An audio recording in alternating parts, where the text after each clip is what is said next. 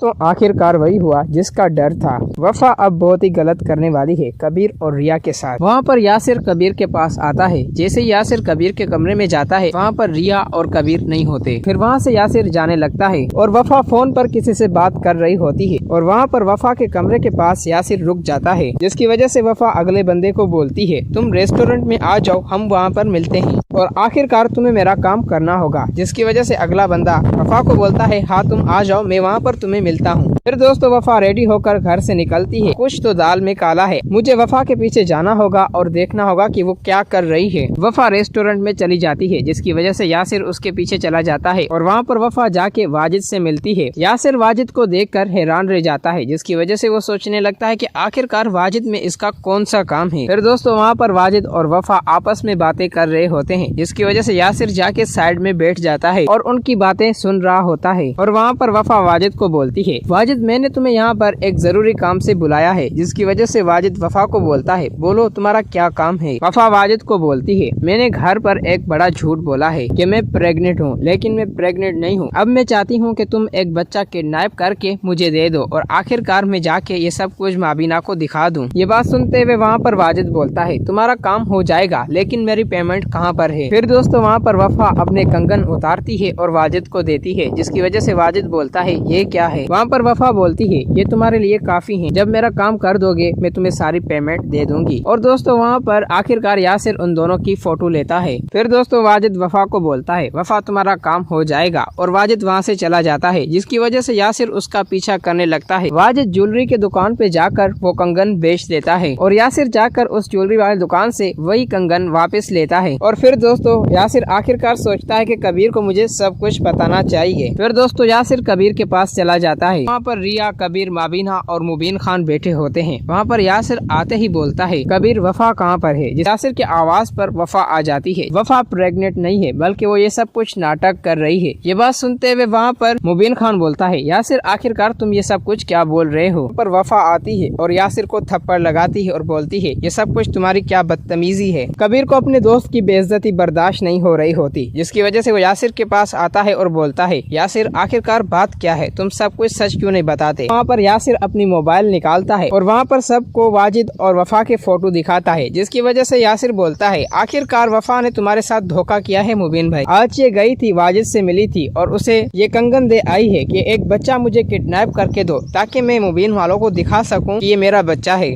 बल्कि ये आपसे धोखा कर रही थी और आप सब लोगों से झूठ बोल रही थी। तो वहाँ पर मुबीन जैसे ही आता है वफा को थप्पड़ लगाता है और उसे बोलता है, तुम हमारे साथ ऐसा क्यों कर रही थी। जिसकी वजह से वफा रोने लगती है और बोलती है, अगर मैं तुम्हारे साथ ऐसा नहीं करती तो तुम्हारी माँ आखिरकार तुम्हारी दूसरी शादी करा दे। ये बात सुनते हुए वहाँ पर माबीना आती है और वफा को बोलती है, वफा तुम अभी के अभी मेरे घर से निकल जाओ, और आखिरकार मैंने तुझे बहुत ही बर्दाश्त कर दिया, लेकिन तुमने हमारे साथ झूठ बोलकर बहुत ही गलत काम किया है। ये बात सुनते हुए वहाँ पर वफा रोते हुए बोलती है, मुझे माफ कर दे। लेकिन वहाँ पर मुबीन खान गुस्से में आ जाता है, जिसकी वजह से वफा को बोलता है, मैं तुम्हें तलाक देता हूँ। ये बात सुनते हुए वहाँ पर वफा आखिरकार बेबस हो जाती है और फिर दोस्तों वफा को लाजमी घर छोड़ना पड़ता है। इसी तरह वफा का सच सबके सामने आने वाला है। ये दोस्तों अगर आप लोगों को ये वीडियो अच्छी लगी है तो इस वीडियो को लाइक करें।